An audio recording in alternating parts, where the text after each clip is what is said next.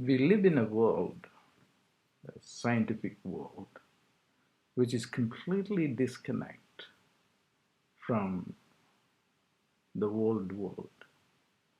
The old world had a different way of understanding and gathering knowledge. And that knowledge that they gathered were spontaneous, not much learning was required. It is from the soul. All knowledge or wisdom came from the soul, and the mind was not involved. What has happened during our time, our contemporary civilization, is that we have put so much importance to linear, rationalistic, materialistic understanding,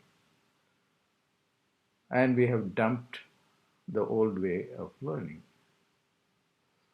Now, look at the Google search, and we can't even live in this world without Google, because Google gives information on everything at one place. Is it a blessing or a curse? It's both. It's a blessing in the sense that never before you were able to get in one place information on everything almost instantaneously. But then look at the concept of search itself. We are uh, constantly searching uh, for material, and the search itself uh, is not uh, a very admirable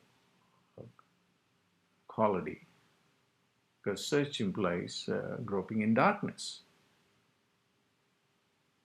There are two options. One is finding without search, which we can't even imagine because we have been conditioned by linear materialistic thinking. Finding without search, because we ask, how can we find without search? Yes, you can find. Finding without search is wisdom. So the question is, do you want to find right away, or do you want to search and find?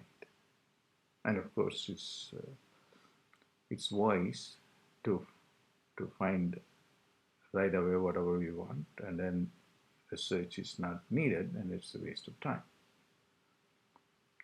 But what I'm talking about might appear to be very idealistic, but it was not so for the mystics, the ancient people, who were able to know things from a different way or model.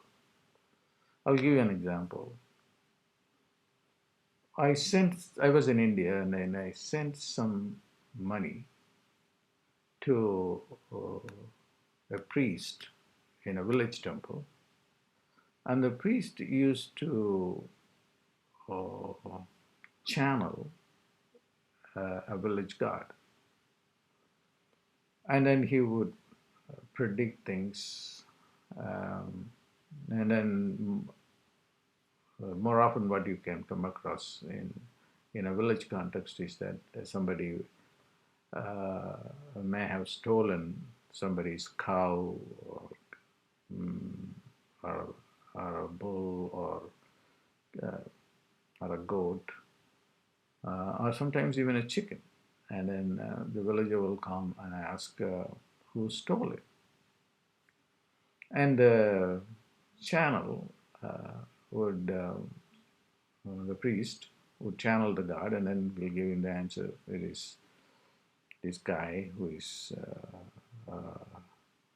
stole your cattle, and then it has already been slaughtered or has sold, or maybe is keeping it somewhere. All this information will come. This is why most of the villagers go to him. But I go to him for different reasons because I'm interested in understanding the wisdom part, the ability for him to know things without having to, investigate like a police or a private detective. He would know the answer right away, psychically. So I sent this money to this priest, and the person who took the money did not hand over the entire money to the priest. He took most of it and gave him only a part of it. 2 days later, the following day, I went to see him in person, the priest, and this guy who took the money also was with me. So as soon as we entered his place, and then he channeled the God, uh, and the God said, uh, please don't bring this guy with you anymore because he stole the money that you gave it to me, and then this is exactly how much you gave, and this is how much he took. And then later on, the guy confessed that he did steal. Now, uh, how can anyone uh, with a rational mind understand this phenomenon? This is something very, very simple and ordinary happening in day to day village India. I told this guy, the priest, that I would like to put some electrodes in his brain and see what part of the brain is active while he's predicting things like that, so that we can understand what part of the brain is involved in predicting things like that. And he somewhat agreed, and probably I'm going to do it sometime when I get back to India. So now the question is, uh, have we really failed to take advantage of knowing things without having to go through the search? I think so. So we have to look into ways of knowing things in a different way, maybe the old way of the mystics of the old civilization. And this I have formulated in my teachings as knowing through the midbrain and not through the neocortex. I'll talk more about it in my later presentations.